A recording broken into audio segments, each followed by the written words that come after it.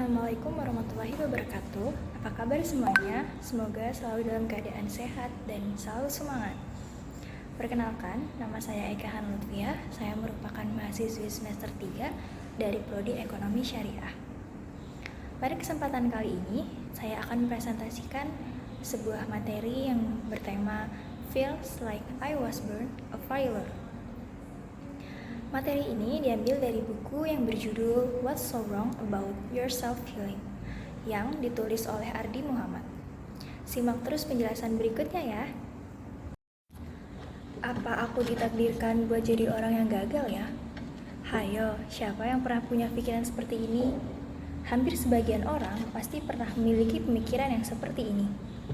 Entah saat dirinya gagal interview, entah dirinya saat gagal juara kelas, atau mengalami kegagalan yang lainnya.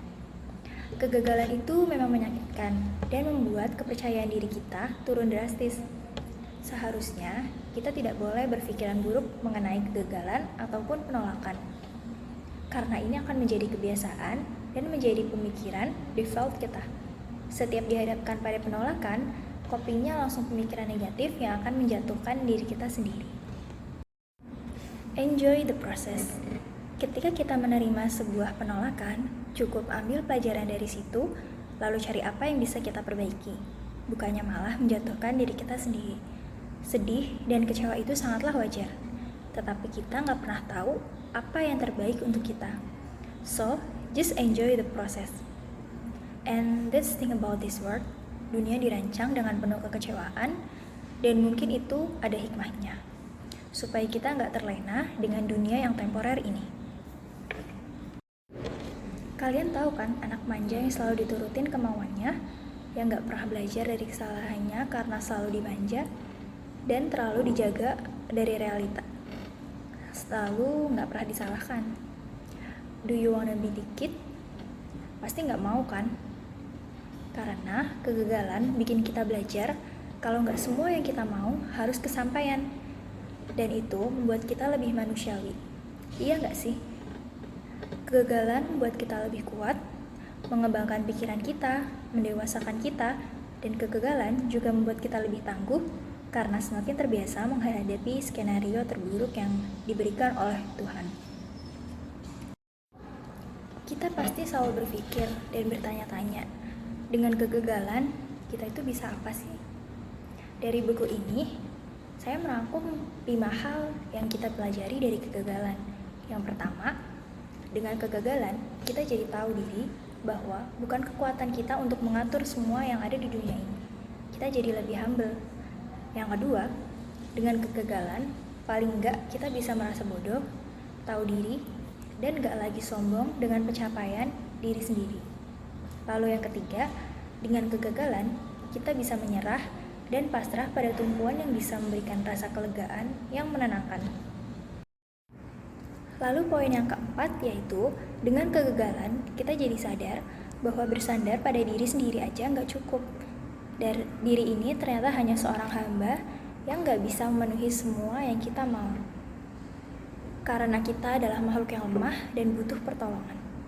Lalu poin yang kelima, dan dengan kegagalan kita bisa introspeksi mungkin doa dan ikhtiar kita yang kurang, sehingga lain kali bisa kita persiapkan dengan lebih matang. Dengan kegagalan kita juga sadar bahwa we can survive it all. We can endure pain, we can endure great pain if we believe it's purposeful. Kita bisa menahan sakit yang luar biasa kalau kita percaya ada tujuan di balik itu semua. Misalnya nih, kita dicambuk ratusan kali, tapi dengan cambukan itu kita bisa menyelamatkan orang tua kita, atau kita bisa mendapatkan uang sebesar 5 miliar, atau apapun yang kita inginkan. Kita pasti lebih tahan dengan rasa sakitnya, karena ada tujuan yang akan kita capai. Lalu, gimana kalau cobaan yang kita dapat, kesedihan yang kita alami, atau kegagalan yang kita hadapi, bila kita lewati dengan kesabaran, yang hadiahnya tanpa batas, yang bahkan dijanjikan surga atas itu, maukah kita belajar untuk menerimanya? Menurut Carol Dweck, salah satu psikologi profesor di Stanford, basically ada 2 mindset. Yang pertama, fixed mindset dan growth mindset.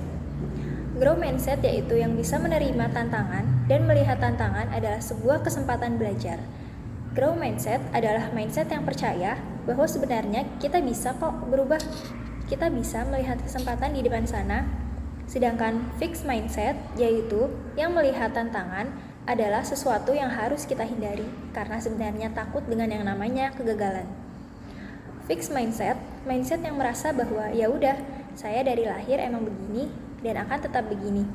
Saya nggak punya privilege. Kalau kalian termasuk mindset yang mana? The worst thing about failure. Nah, mungkin part ini yang paling ditekankan dalam membahas kegagalan karena ketika kita ngomongin tentang kegagalan, kita hanya membahas kegagalan duniawi saja. Dan aku yakin banyak yang mengaku ingin masuk surga. Tapi kok effortnya nggak sebesar cara dia mencapai mimpinya di dunia? Ketinggalan sholat berjamaah bagi yang laki-laki, nggak ada tuh penyesalan. Bahkan meninggalkan sholat subuh karena ketiduran, ya nggak ada tuh perasaan gagal dan kurang effort. Nggak ada tuh dorongan belajar ilmu agama sampai bergadang untuk tahu mana yang benar-benar. Kalau misalkan kita interview, selalu milih pakaian yang terbaik. Tapi untuk sholat, kita memilih pakaian yang seadanya saja. Padahal yang Allah tawarkan sangat mahal, yaitu surga.